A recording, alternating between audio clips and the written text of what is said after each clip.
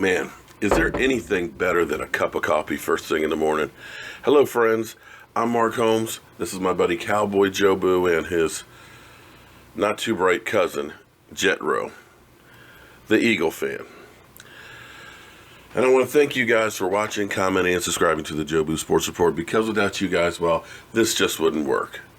Now, be careful down here in the man cave, because you'll probably be tripping over Eagle fans.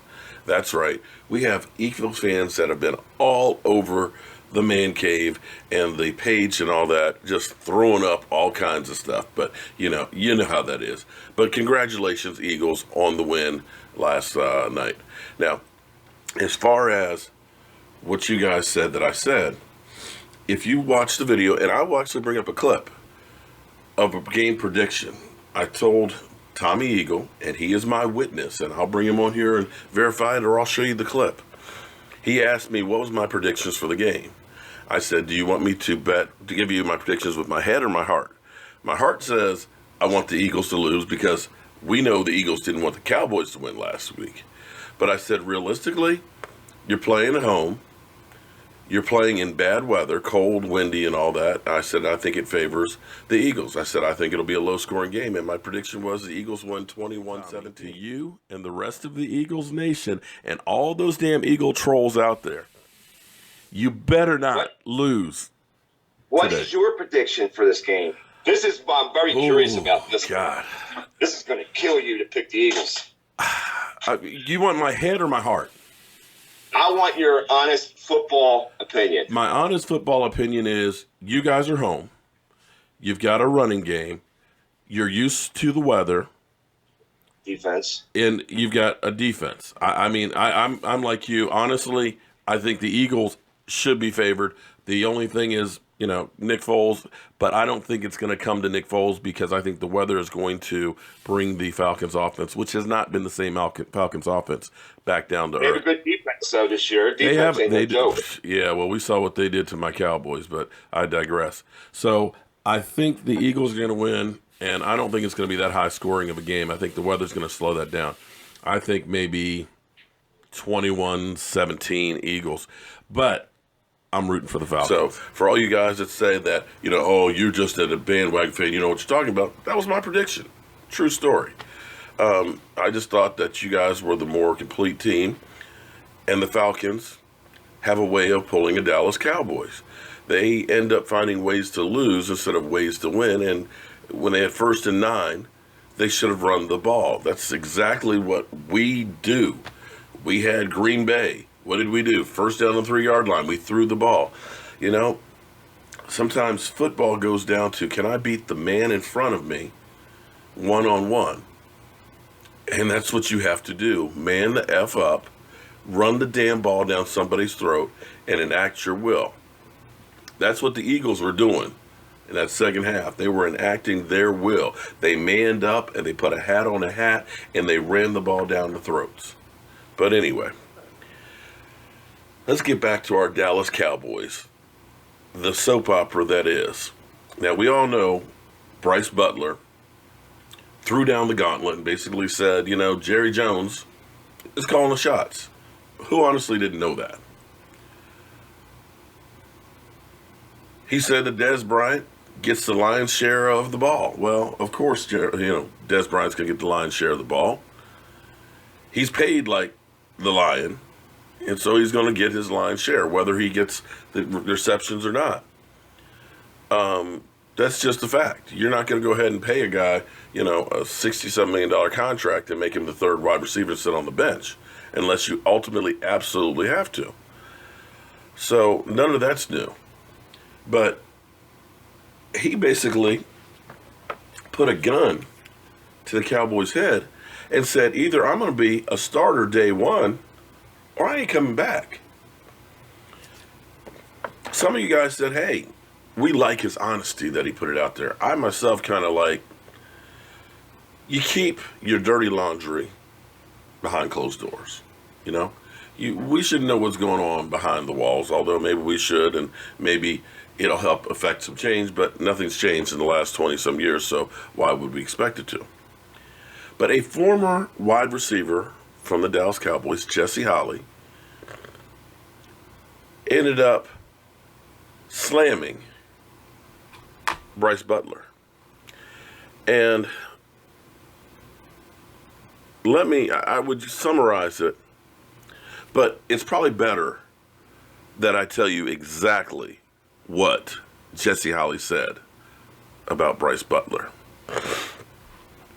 Brice is out of his damn mind if he thinks for one god-awful second that there's any way on God's green earth that, one, you belong in the same conversation as Dez Bryant. I don't care what Dez has done this year. I don't care. You don't belong in that conversation, and I get it. I am all for that talk that you put your name on it.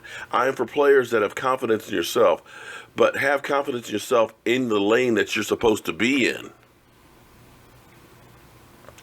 Damn! Brice, you're not a number one receiver lane. You've never been in a number one receiver lane. Not in high school, not in college, not in the National Football League. There's nothing on your resume, that screams number one conversation, number one opportunities, number one looks, and number one anything. Damn! It gets better. Because one thing I like to do on this channel, if I'm going to come up with something, I'm going to give you reasons and numbers behind it to prove my point. It may end up not ultimately being right, but I'm going to give you some ideas and statistics where I'm not just pulling it out of my ass. And this is exactly what he did. He gave some facts to back up his argument. In 2014, you were in the Oakland Raiders. Here's your wide receiver role: Vincent Brown, Brice Butler, Andre Holmes, James Jones, Demarius Moore, Kimball Tompkins.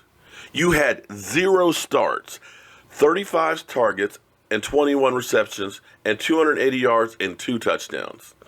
Now, nobody on that roster will we take right now over anybody that we have on the Cowboys roster. And you couldn't break the starting lineup on that roster. Wow. Wow.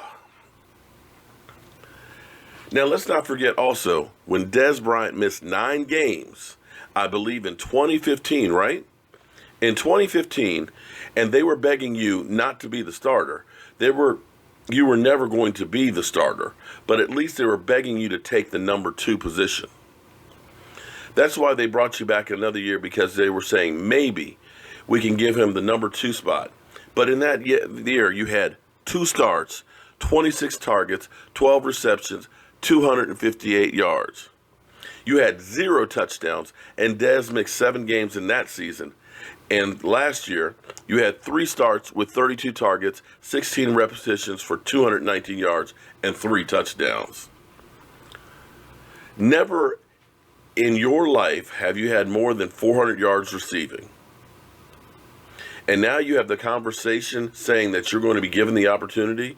You could be productive, more productive than Dez Bryant. Even his worst years, when he's had the dropsies, when he has been confused, and when almost on the way out, you still don't produce Dez Bryant numbers. Wow. This is how you do it. If you're going to go ahead and slam somebody, that's the way you do it. You tell them they're wrong, and then you give them examples on why they are wrong. You prove your argument. Guys, can you argue with what he just pointed out? Do you believe that Brice Butler deserves to be the number 1 wide receiver, named that day 1 of the season, and get starter number 1 wide receiver money? That's my question to you guys, and I'd like to read your comments on that, because this is going to get interesting. I personally think that his heart is someplace else, out west, and he wants to get out of there, and he is just kind of burning the bridges. He's pissed off. And I don't see him being back, but that's just my own personal take on it. I could be completely wrong. Maybe the Cowboys like having a gun to their head and say, oh, okay, Brice, since you say you should be the starter, we're going to make you the number 1 receiver, and we're going to make you the starter and pay you a boatload of money. I don't think that's how it works in the NFL, but we'll have to wait and see. Thank everybody for all the super chats during the live stream. Eagle fans, you're welcome to be here in the man cave. I just ask one thing for me, okay? I know you guys are new here, and I know you guys, it's been a while since you've been doing any winning and things like that. Again, congratulations. But this channel is not like EDP or some of these other channels that you Eagle fans may be used to. This channel, we try and do real discussions. Yes, I'm a Dallas Cowboy homer, but we talk about other teams, at least in a respectful manner. Don't be using the FU, the N words and all that stuff at people. You can trash my team, but do not trash people that are in here. Because if you do, I will go ahead and ban you. And I'm not into banning because I actually like to hear the perspective of other fans and things like that. So if you want to be part of the Jobu Sports Report, and we're going to make Tom Donnelly, who is a diehard Eagle fan, a regular on the show, you're welcome. Just again, be respectful. That's all I ask. Treat others the way you would like to be treated. Oh, but then again, you guys like to be rude, don't you? Anyway, guys, tomorrow we'll do the drawing for the Tank Lawrence jersey. Everybody who's done a super chat yesterday is entered. Everybody who's done a donation on CowboyJobu.com is entered. And if you still like to get on our weekly drawing, which we have all of you guys that are in here, we're going to draw tomorrow night. If you do a donation or a super chat, you are automatically entered for our weekly drawings. So as always, friends, I'm looking forward to seeing Jacksonville. You know, I'm rooting for Calais Campbell. I would love to see Jacksonville win today. And I would love to see them make it to the Super Bowl. But as always, friends, I got some things to do before game time. Got to run out and see my buddy Clarence. He's got some problems at his house. And go by the store and pick up a few things. Because Clarence wants the chicken wings. But my other buddy, Irvin, he needs some stuff done in his house. I'm going to run over to his house real quick and take care of that. But as always, friends, I'm Mark Holmes. This is Cowboy Jobu. And thank you guys for being in the Jobu Sports Report. I'll see you soon. Damn. Jesse Holley kicked his ass. Love my coffee.